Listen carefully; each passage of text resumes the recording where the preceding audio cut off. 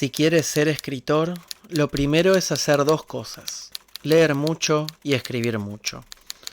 Esta frase pertenece al libro Mientras escribo, de Stephen King. Todos y todas nos fascinamos con las historias escritas por este muchacho del pueblo de Maine que escribe de forma compulsiva. Desde hace décadas saca 1 o 2 libros por año, o al menos termina esa cantidad en poco tiempo. Y no tiene que ver con la velocidad, sino más bien con la práctica de un lenguaje claro y fluido, los que pudieron hacer que King escriba a su estilo, imaginando verdaderas escenas terroríficas e ingeniándoselas para bajarlas al papel. Incluso nos llama la atención cómo logró que sus novelas prontamente se conviertan en relatos cinematográficos, e incluso traspasando a otro lenguaje, sigue siendo un placer deleitarse con sus historias, llenas de tensión e intriga y de morbosidad mística.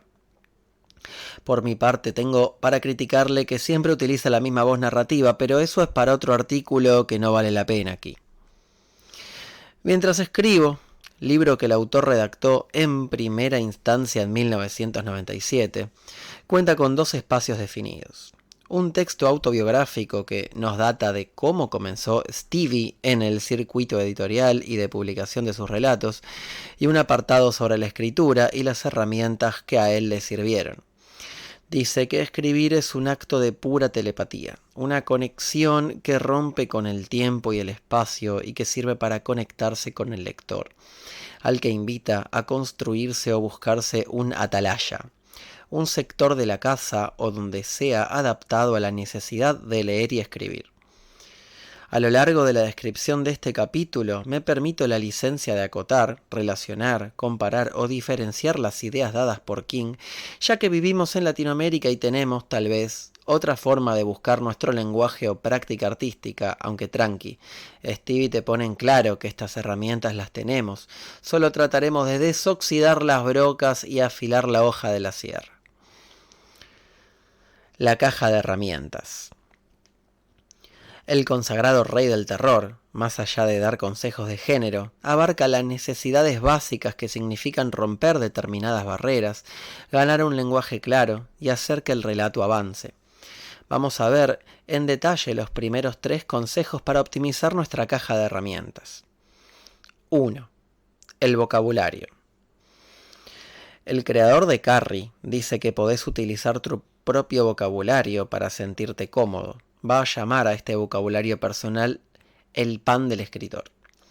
Recuerdo también que cada época tiene un ritmo preciso para contar un relato. De esta forma no es lo mismo vivir en los años 50 y relatar como Jorge Luis Borges con sus paradigmas fantásticos, su lenguaje parasitario y copia de grandes textos provenientes del Oriente, y la parodia del relato oral, enmarcado, sí, por una idea de literatura más rebuscada, que vivir en el 2020 en adelante, donde se congenia un ritmo mucho más hábil porque también hay que enganchar al lector apenas arranca, y aparte el lenguaje cervantino y shakespeariano nos queda demasiado lejos.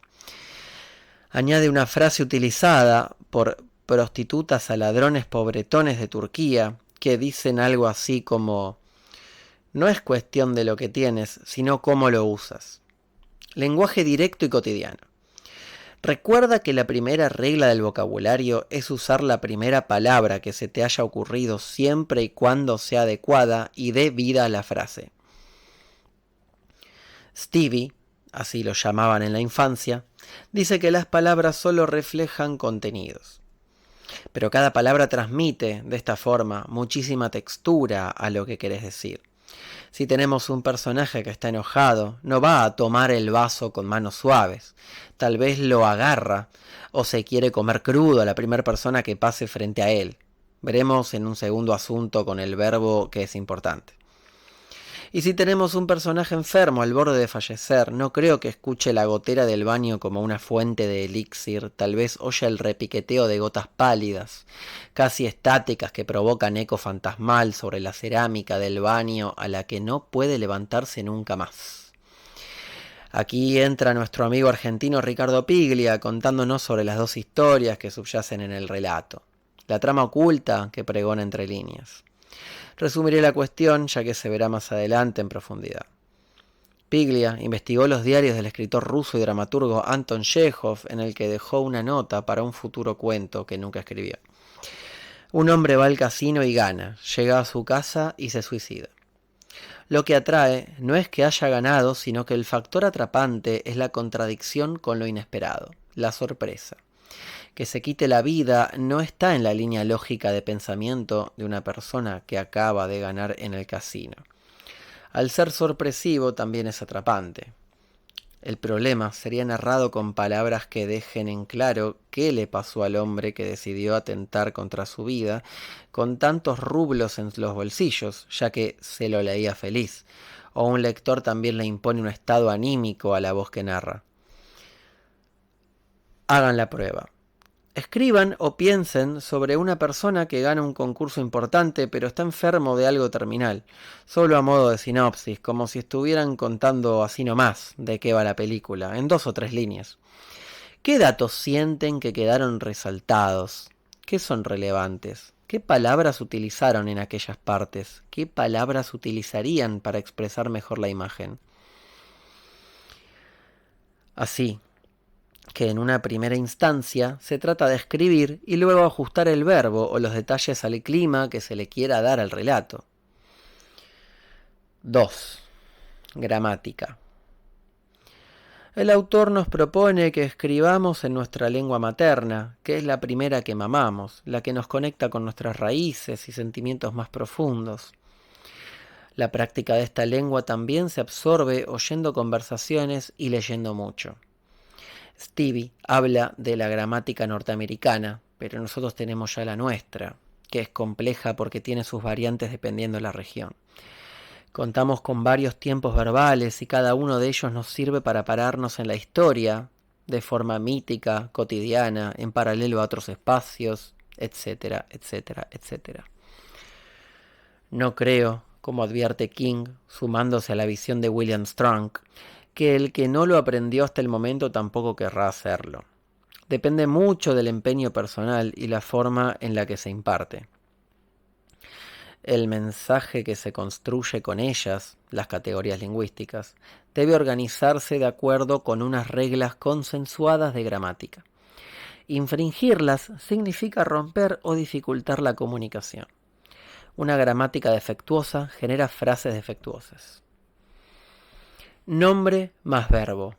Estructura mediante, la oración sale de la mente del escritor y viaja hacia la mente del lector. Nombre, palabra que designan. Verbo, palabra que actúa. La simplicidad de la construcción nombre más verbo es útil porque como mínimo suministran una red de seguridad a la escritura.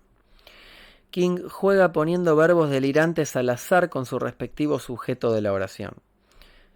Es una prueba casi psicológica de que le damos movimiento a lo que designemos en el mundo con las pocas palabras que le ordenamos. Ahora les toca a ustedes. Pongan el cronómetro en no más de 1 minuto o 2 y prueben al azar nombre más verbo.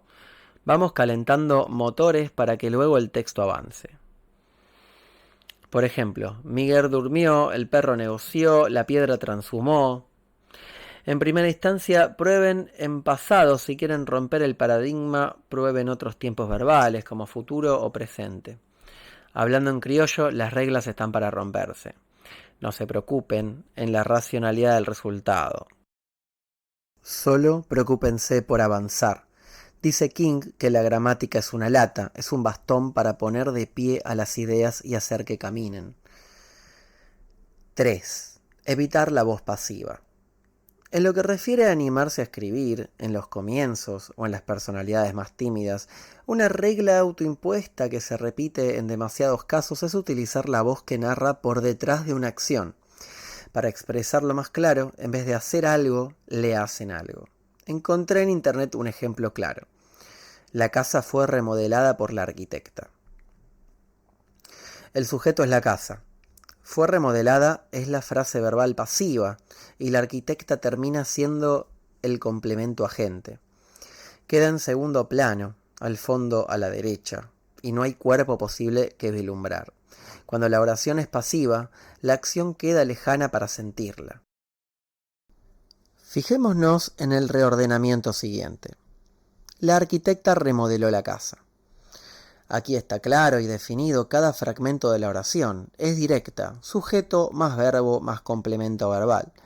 Hay momentos que deseamos escribir pensando en Borges, pero a la vez sintiendo que para escribir como Borges debemos utilizar palabras refinadas y tiempos verbales elevados. Pero les recuerdo que Jorge Luis Borges gozó también de un estilo derivado de las historias del Oriente Medio, de las traducciones del árabe, del inglés, del latín, pero sobre todo de la oralidad. Se le adjudica la metafísica, la matemática y la filosofía, pero poco se habla del relato que va de boca en boca, de la facilidad con que la implementaba un cuento de fogón enmarcado en una realidad equivocada, de los sueños, que crean su propio lenguaje, destino y muerte. King sigue su clase magistral de herramientas atravesando otro ejemplo. Se muere alguien en la cocina y tienen que mover el cuerpo. Le da resquemor el fue trasladado, porque siempre hay un cuerpo que acciona. Freddy y Mayra sacaron el cadáver de la cocina y lo depositaron en el sofá del salón. Incluso se queja de por qué el sujeto tendría que ser el cadáver si está muerto. Y si la frase te queda muy larga, podés poner un punto en el medio. A veces logramos ritmos fuertes cuando presentamos una oración larga y luego una corta o viceversa. Sucede parecido con el estilo de los párrafos. Stevie nos invita a tomar cualquier libro de la biblioteca y a que observemos los espacios en blanco que dejan los párrafos.